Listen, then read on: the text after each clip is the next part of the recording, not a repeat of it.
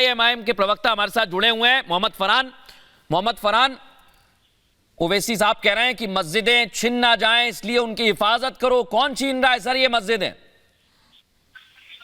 अभी आपने ओवैसी साहब का बयान चलाया। ओवैसी साहब अपने बयान में कह रहे हैं कि मस्जिदों को आबाद करो, और अगर मस्जिदों को आबाद नहीं करने की बात करते, भाई अब इस्लामिक आदमी हैं, उन्होंने ये अपील की है, जो मुसलमान नमाज पढ़ने के लिए मस्जिद में नहीं जा पा रहा है, घरों में पढ़ रहा है, उन्होंने तो ये अपील की है लोगों से कि भाई मस्जिदों को आबाद करो, और आबाद करने से मस्जिद मजबूत होगी। ठीक है, तो इसमें कौन से भड़काऊ बयान नहीं किया? ठीक है, अब मैं कहना चाहूंगा, आपने एक बात कही, मैं छोटा सा सवाल आपसे करता हूं, आप फिर अच्छा जवाब दीजिएगा।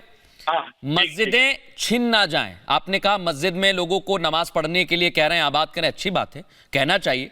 मस्जिदें छिन ना जाएं, कौन छीन रहा है? मैं आपसे पूछ रहा हूं, कौन छीन रहा है? ठीक है, मेरी बात सुनिए। पंजाब एक ऐसा प्रांत है जहां पर कई ऐसी मस्जिदें हैं, आबाद न होने की वजह से आज वहां पर लोग भैंसे बांधते हैं। शायद आप गए नहीं होंगे, या अगर नहीं गए हैं तो अपने रिपोर्टर को भेजकर पता कराइए। जब मुसलमान मस्जिदों में नहीं जाएगा तो वो मस्जिद आबाद नहीं हो पाएगी। जब आबाद नहीं होगी तो उस पर कोई ना कोई से कब्जा हो जाएगा। मोहम्मद फरहान, आपसे मैं एक चीज पूछना चाह रहा हूं, आप मुझे 5 मस्जिदों के नाम बता दीजिए जो छीन ली गई हैं। आपने कहा मैंने नहीं पढ़ा, मैं मान लेता हूं, और आपसे कह रहा हूं आप दर्शकों को आज 5 मस्जिदों के नाम बता दीजिए जो छीन ली गई हैं। चलिए मैं आपको समय दे रहा हूं, कोई नहीं टोकेगा बीच में, ये भी कह देता हूं, बताइए। देखिए, एक मस्जिद तो आपके सामने है, बाबरी मस्जिद। दूसरी ज्ञान व्यापी जो छीनने की कगार पर है। आप कहां की बात कर रहे हैं? आप कहां की बात कर रहे हैं मोहम्मद फरहान? किसने ज्ञान व्यापी मस्जिद छीन ली? 3 मस्जिद तो आपके सामने है। कौन सी मस्जिद छीन ली सर? सुन लीजिए, मैं बता रहा हूँ बात। अरे आप बात कह रहे हैं, विवाद खड़ा होता है। आप ये तो है सर, देखिए वो विवाद खड़ा किया जाए। मैं यही कहना चाह रहा हूं सर, इधर उधर की बातें हमें नहीं करना चाहिए, और मैं इसलिए बार बार कहता हूं कि हमें नहीं, सुनिए मेरी बात मोहम्मद फरहान साहब सुनिए। कादरी साहब बगल में बैठे हुए हैं मेरे, और वो कह रहे हैं कि अच्छा खुशनुमा माहौल रहना चाहिए, तो इसे खुशनुमा माहौल रहने दीजिए, इस पर आपत्ति दर्ज ना कराइए। मैं आ रहा हूं फरहान साहब आपके पास। कंचना यादव जी मेरे साथ जुड़ गई हैं आरजेडी का पक्ष रखने के लिए। कंचना जी, सबसे महत्वपूर्ण बात यह कि आपके प्रवक्ता एक तो अलग अलग तरह से, या नेता आपके अलग अलग तरह से इसका विरोध कर रहे हैं। अब उन्होंने शूद्रों से जोड़ दिया, उन्होंने गुलामी से जोड़ दिया, यह अपमान क्यों किया जा रहा है? देखिए, सबसे पहले तो आप आधी अधूरी जानकारी से बोल रहे हैं, और दूसरी बात कि मैंने सबको बहुत पेशेंटली सुना, और आपसे रिक्वेस्ट करूंगी कि आप भी वैसे ही पेशेंटली सुने। जैसे आपने इंट्रोडक्टरी भाषण दिया अपना, और मुझे लगा कि मैं किसी बीजेपी के कार्यक्रम में आ गई हूँ। ठीक है, और रही बात, आपके पास गूगल होगा, गूगल पे सर्च कर लीजिए। 3 जनवरी को सावित्रीबाई फुले, जो एक महान समाज सुधारक मानी जाती हैं, उनका जन्मदिन है, और 7 को उसको मनाए जाने का तिथि तय था, और उसी लिए वहां पर एक पोस्टर लगाया गया था जिसमें सावित्रीबाई फुले जी का एक कोट लगाया गया था, और उस कोट में हाँ मंदिर का जिक्र था, मानसिक गुलामी का जिक्र था, ये मैं मानती हूँ, लेकिन इस कोट में कहीं भी यह नहीं लिखा था कि राम मंदिर से वो जुड़ा हुआ है।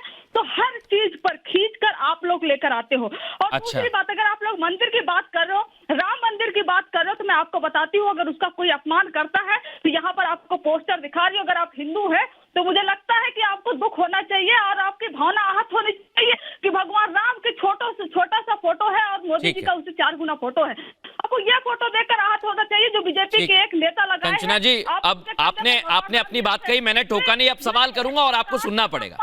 पहले आपने कहा कि आपने आधी अधूरी बात कही, मैंने कौन सी आधी अधूरी बात कही, पहले तो आप ये बता दीजिए। दूसरा, ये आप कह रही हैं गुलामी की बात की, घंटे की बात की, और आप ये मान रही हैं, तो ये करना जायज है? देखिए, हाँ मान रही हूँ, और मैंने आपको यह भी बताया कि वो कोट फुले की है, 3 तारीख का जन्मदिन है, अगर आप तो आप सर्च करिए, और इसीलिए वो बैनर वहां लगाया गया था, और उसका मैंने सारी बात मान ली, लेकिन सावित्रीबाई, सुन तो लीजिए आप मेरी बात, आराम से सुनिए। ये बताइए कि उनके जन्मदिन पर किसने कहा कि मंदिर जाएंगे तो आपको रोजगार नहीं मिलेगा? ऐसा किसने कहा था?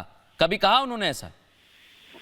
तो उन्होंने ऐसा नहीं कहा, तो आप वही कोर्ट पढ़ रहे हैं, तो कोर्ट में ऐसा कहाँ जिक्र है कि वह राम मंदिर वहाँ पर लिखा हुआ है जिसको आप करंट के समय अच्छा, मतलब राम मंदिर का अपमान नहीं करेंगे, बाकी मंदिरों का अपमान कर देंगे, ये कहना चाह रही हैं? जब आप बात कर रहे हैं, आपको कोई पॉइंट चाहिए, बस करंट। मैं कोई पॉइंट नहीं, छोड़ दीजिए राम मंदिर, चलिए कोई भी डाउट आपकी बात पर राम मंदिर थोड़ी देर के लिए छोड़ देता हूँ। और मैंने आपको पहले ये बताइए, राम मंदिर का अपमान अगर नहीं किया है, मैं आपकी बात मान लूं, तो बाकी मंदिरों का अपमान ठीक है, ये आप कह रही हैं? उसमें सावित्रीबाई, आप बताइए कि क्या माता सावित्रीबाई फुले ने जो कोर्ट लिखा था, आप उसको खारिज करते हैं? अगर कहते हैं कि आप माता सावित्रीबाई फुले एक समाज सुधारक नहीं थी और उस कोर्ट को खारिज, समाज सुधारक संत रविदास थे कि नहीं थे? आप ज्योतिबा समाज सुधारक संत रविदास थे कि नहीं थे? आप ज्योतिबा फुले को संत रविदास थे कि नहीं थे? महर्षि वाल्मीकि, सुन लीजिए ना, माता सावित्रीबाई फुले गलत है। सुन लीजिए कंचना जी, आराम से धैर्य रख के सुनिए। संत रविदास को जानती हैं आप? आपसे बेहतर जानती होंगी। तो वो समाज सुधारक नहीं थे? बहुत सारे समाज सुधारक संत थे ना वो, उन्होंने विरोध किया क्या मंदिर का? आप कह रही हैं कि किसी अदर आदमी का कोट करके आप बता रही हैं कि उनका कोट किया हुआ है। ऐसा गलत जानकारी मत दीजिए मैडम, मैं फैक्ट पे बात करता हूं। नहीं, फैक्ट पे मैं बात करूं, आपने संत रविदास का कहा, मैं यहाँ पर करोड़ों हजारों, यहाँ नॉर्थ से लेकर साउथ से लेकर छोटे और मोटे जो है समाज सुधारक इस देश में पैदा हुए हैं और सबका हर चीज को लेकर अलग अलग ओपिनियन रहा है। माता सावित्रीबाई फुले का अलग ओपिनियन रहा है। यही मैं कह रहा हूँ, ये आपका ओपिनियन हो सकता है, लेकिन इसे किसी महापुरुष का नाम लेकर देश पर थोपने का काम मत करिए कंचना जी। और मैं आपके पास आ रहा हूँ, उसके बाद आपको फिर मौका दूंगा, लेकिन मैं आपसे फिर कह रहा हूँ, मुझे मौका चाहिए। समाज सुधारक रहे हैं, सुन लीजिए नहीं दे पाई कंचना जी, आराम से धैर्य रख के बोलिए, कोई जल्दबाजी नहीं। तो आपके पास मैंने आपका इंट्रोडक्टरी सुना, मुझे तो डाउट हो गया कहीं मैं बीजेपी के प्रोग्राम में नहीं आ गई हूँ। यही तो दिक्कत है मैडम, आपका जो चश्मा है आपको बदलना पड़ेगा, मुझे ऐसे बोले समस्या यही। और मैं सुनिए, पर्सनल कमेंट ना करें, विक्टिम प्ले ना करें, जब जवाब नहीं होता है ना तो ऐसे ही विक्टिम प्ले किया जाता है मैडम। और मैं इसमें पढ़ता नहीं हूँ ज्यादा, मैं इसमें उलझता नहीं हूँ, क्योंकि मैं सिर्फ फैक्ट पे बात करता हूँ। मैंने आपसे संत रविदास का कहा, महात्मा गांधी की मनुस्मृति पढ़ लीजिए उठा के, और अगर मैं श्लोक गलत कह रहा हूं तो आप बता दीजिए मुझे गलत कह रहा हूं। महात्मा गांधी ने मनुस्मृति लिखी है, महात्मा गांधी का मनुस्मृति उठाकर पढ़। मैडम आप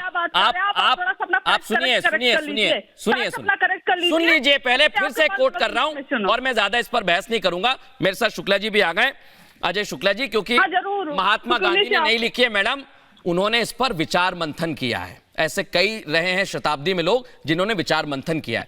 थोड़ा सा पढ़ लिख के आया करिए, अच्छा लगता है डिबेट।